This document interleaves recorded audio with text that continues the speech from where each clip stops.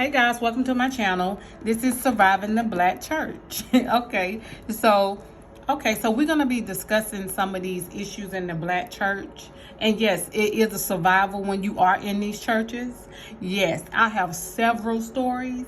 I'm going to ruffle some feathers, and I don't care. I don't care. But let me tell you something. I don't believe in church anymore, but what I can tell you this. You could voice your opinion on this channel. I don't ask you to pray for me. Don't pray for me. I don't want any of y'all energy coming towards me in reference to, oh, you need to seek God and you need to do this. Like shut up. Like, for real.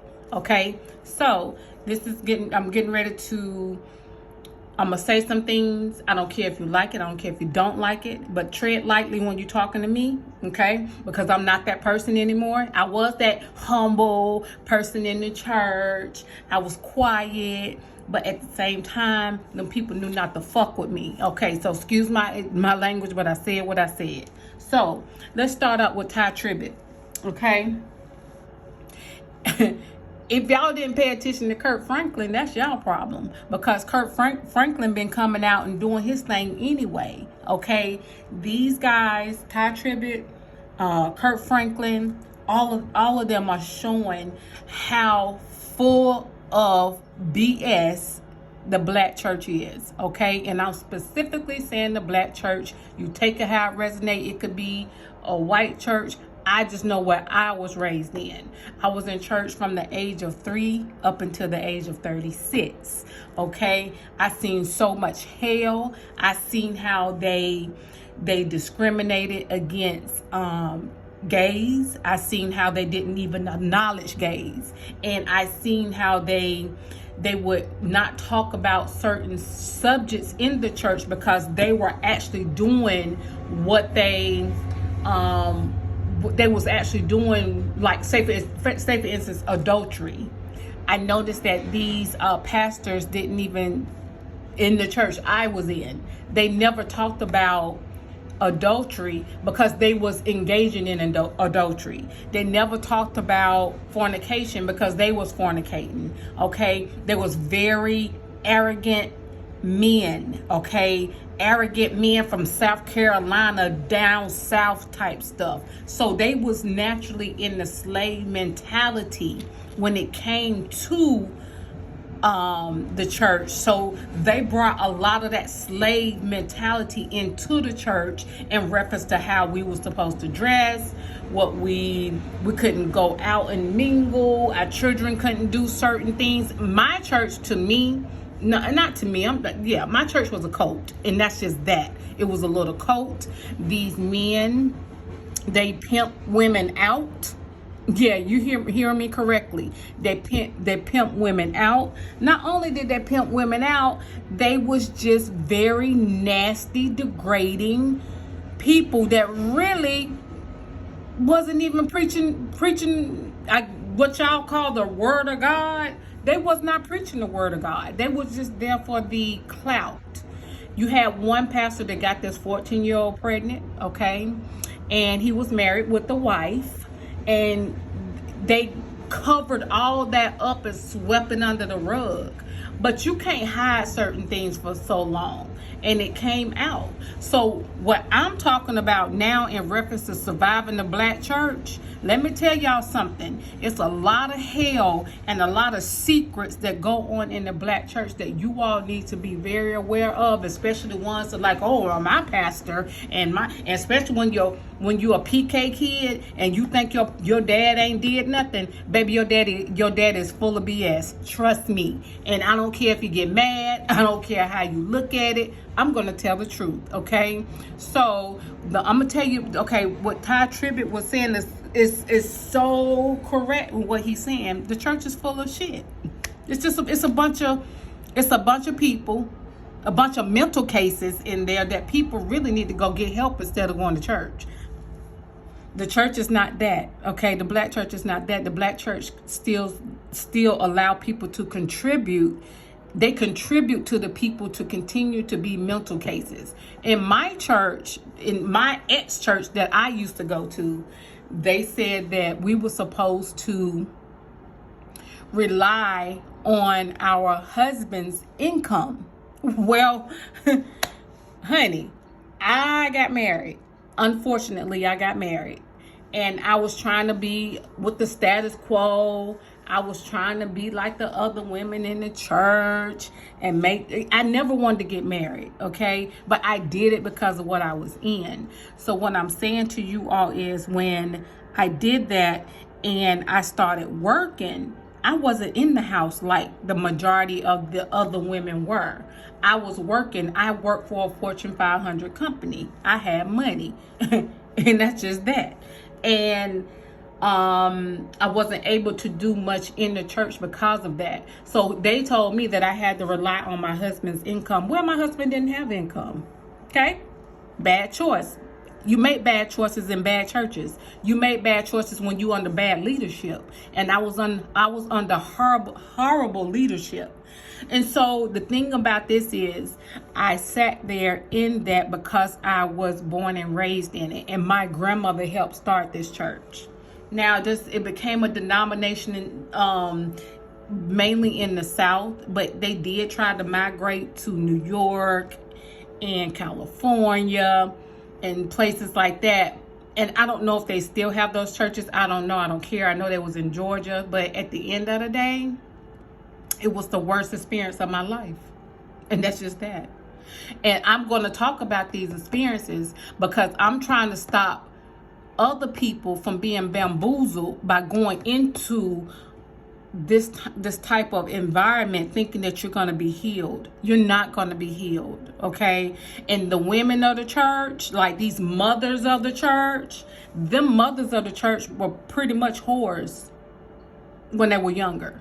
Okay, yeah, I said it. Yeah, they walk around with their little hats on. They walk around like they just so superior. And they were nothing but whores, okay? So I sit here and I'm being honest about what I experienced. And this is from my perspective because I was in it for a long time. And so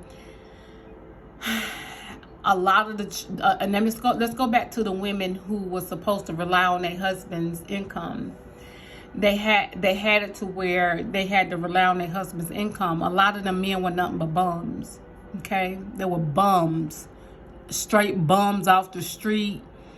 There was heroin addicts, drug addicts, drug dealers, pimps.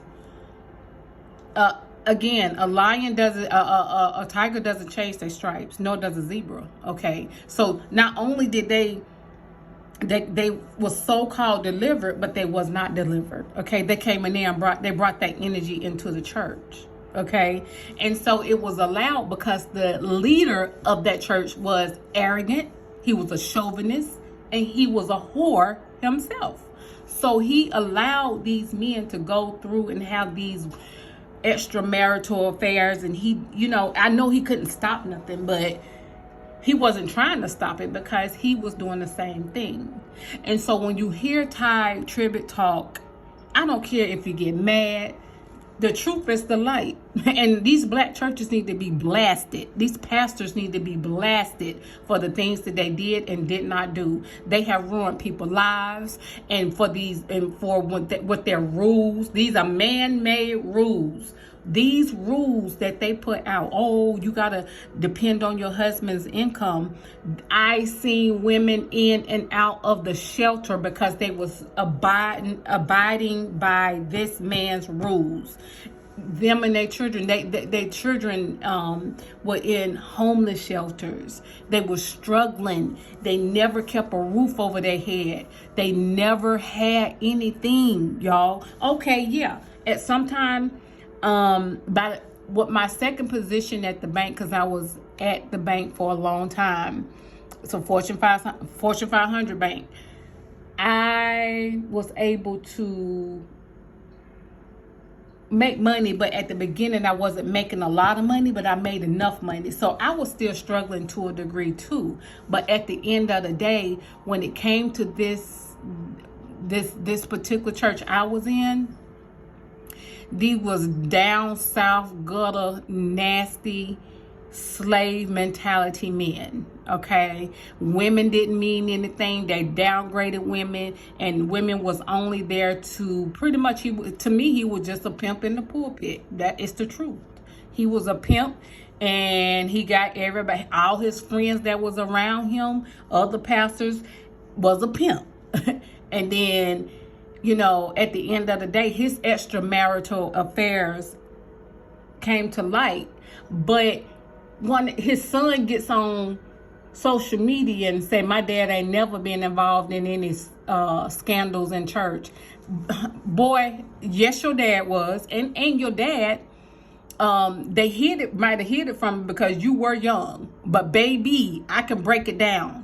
I can break it down for you if you need me to. So that's why I tell people, if you know who I am and I'm talking and this story sounds familiar, let me tell you something. I bring it all out because I know the truth, because it has something to do with my family. And my family, to deflect the situation, the pastor tried to throw it on my uncle to a degree.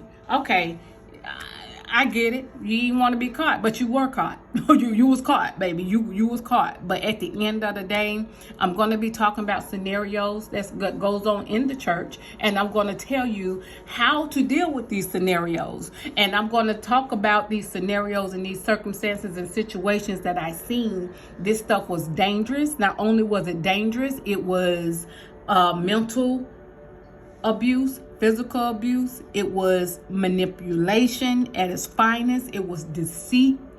It was really such a bad church, okay? And now this church is sitting, and really they don't have nothing but, like 30 members now? Makes sense. Am I mad? Because they didn't need to even have a church open because of the people or the pastor that was over it. And I am going to talk about the headquarters of the church and what the bishop was doing. And these are the things I witnessed myself. Okay, this ain't no hearsay. Okay, all right, there's no hearsay. This is not anything that I'm making up. And I stand on everything I say. So if you have any stories that you want to communicate in reference to this channel, I'm going to leave a link. I'm trying to get this link taken care of, but I'm going to leave some information so you all can send your stories, because at the end of the day, we need to help some of these babies that's going in the church now. They're in the Bible and they spreading gospel. Let them tell it. But at the end of the day, bless their hearts, they have no clue what they are embarking on. And so I want to bring awareness to the Black church and how you need to survive, because it's really sad how things are in the Black church. And they did that. They did that and paid certain people these 501, it was a 501c3 or whatever that is, they was getting that money because they wanted to keep the Black people in bondage. Okay, so with that being said, like I said, I would definitely get these links out to you. If you have any stories, I do recommend that you get them to me, because I'm going to talk about them. If you want to talk about them, I'm going to start a podcast about it. And when I start a podcast about it, everybody is welcome to come in. And I don't care if pastors want to call. I don't care nothing about none of that. Call, okay? I'm not going to argue with you, okay? You know, because all of y'all pastors think they are on a pedestal, and they think that they are the only ones that have the answers. And when they don't even have the answers, that they just lost themselves. Okay, just somebody who probably got approved to get that money, and so they were like, oh, I'm gonna start a church. All right, guys. Anyway, so again, welcome to my channel in reference to surviving the Black church. We will be going deeper, and on YouTube we have to be very careful with our languages or how we say certain things. So if it is something that is it has more let's see, it's hard to talk about, or if it has something with, you know, the abuse as far as sexual, you want to make sure you use the right words so you can be able to get your story out. I will let everybody have their chance. I don't care. You can name your church. It is what it is. This is your story. And this is my thing. When you bring your story out and you call the church out, dare them to sue you. Dare them, okay?